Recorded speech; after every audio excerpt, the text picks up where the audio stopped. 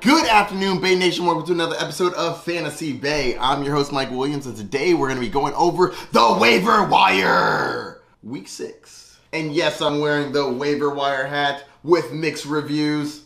It'll grow on you. Starting off with the quarterback position, no new names here. Geno Smith has been playing amazing. Obviously, pick him up if you're in need of a quarterback. Same thing with Carson Wentz. He's also been playing pretty well. I think he's worth an ad. He's going up against Chicago this week, and honestly, Chicago's not very good. So start up your Carson Wentz if you need a quarterback. Moving on to the running back position.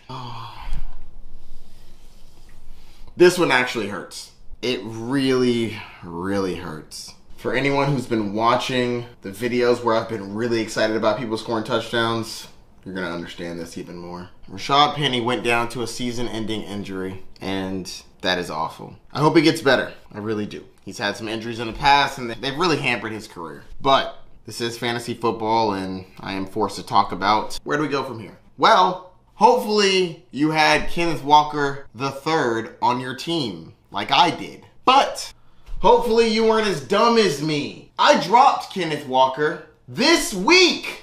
This week! If you want to skip ahead, you don't have to listen to me rant, but I'm going to go on a little rant for a minute because I am upset. The league has protocols and players are not always ruled out as early as I personally believe they should.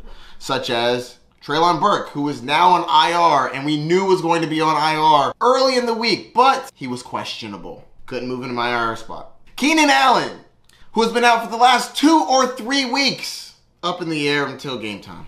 That one is way more understandable. You don't know if he's going to play. Treylon Burks was not going to play. But nonetheless, I dropped him. And now I have to spend all of this fab, free agent acquisition budget for those who don't know, to get him back on my roster where I foolishly dropped him. But I digress. Kenneth Walker is easily the #1 waiver claim this week. The Seattle Seahawks are much better than we thought they would be. They have a solid offense, and they've been running the ball pretty well. If you need a running back, do everything you can to get Kenneth Walker. He is a very good running back on a team that wants to run the ball above everything else. The whole reason why Russell Wilson left is because they wouldn't let him cook. Well, they started cooking a little bit, but they still really want to run the ball. Pick up Kenneth Walker. But I've learned in my years, you take 5 minutes to be upset about something, then you gotta let it go. Like Elsa. Let it go, let it go. I don't care how much fab I have. I'm gonna get you. I said, I'm gonna get you back. Some other running backs to look out for. Tyler Algier, he's an okay grab. He's got a terrible matchup. Eno Benjamin is potentially an incredible grab. James Conner and Damian Williams both got injured in this game, and Eno Benjamin could be the lead running back. Keep an eye out for him.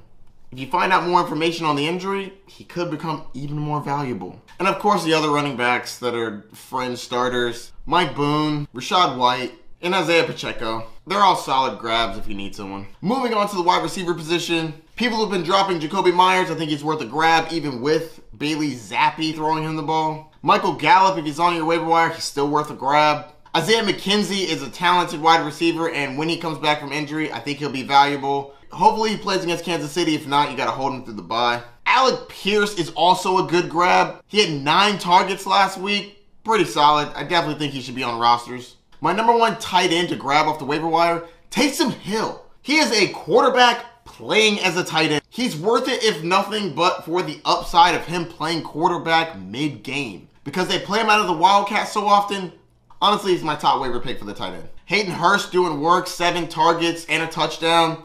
Very good. I think he's worth a grab. Evan Ingram with the 10 targets. You need a tight end? I'd look his way.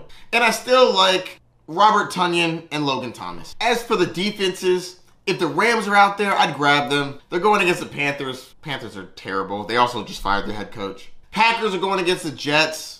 Jets have been pretty solid, but I think that's a decent matchup.